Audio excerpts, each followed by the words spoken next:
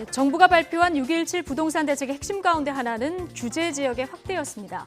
당시에도 집값이 오를 대로 오른 대전과 인천을 규제 지역에 포함해서 뒷붓 대책이라는 비판을 받았죠. 또 규제 지역에서 제외된 경기도 김포와 파주 등에서는 풍선 효과가 우려된다는 지적도 나왔습니다. 전망은 그대로 현실이 됐습니다.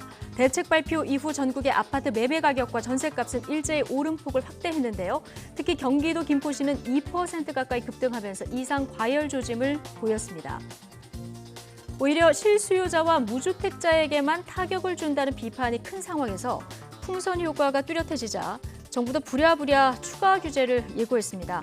박선호 국토교통부 1차관은 한 방송에 출연해서 김포와 파주 등의 집값이 계속 불안하다면 다음 달이라도 규제 지역으로 묶겠다고 설명했습니다.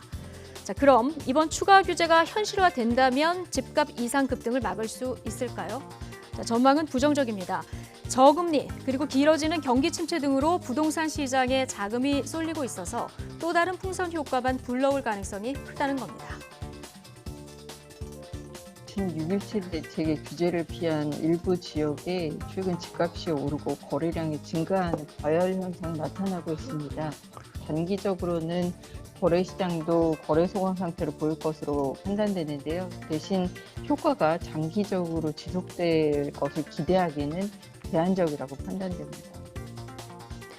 네, 수많은 부동산 대책이 잠시 효과를 보이다 부작용으로 이어지는 모습이 반복되자 전반적인 정책 기조를 재검토해야 한다는 목소리도 커지는 분위기입니다.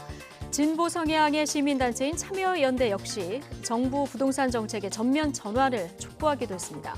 결국 장기적으로 부동산 문제를 해결하기 위해서는 수도권에서 양질의 주택 공급에 나서는 건 물론이고 풍부한 유동성을 유인할 다른 투자처를 만들어야 한다는 지적이 나옵니다.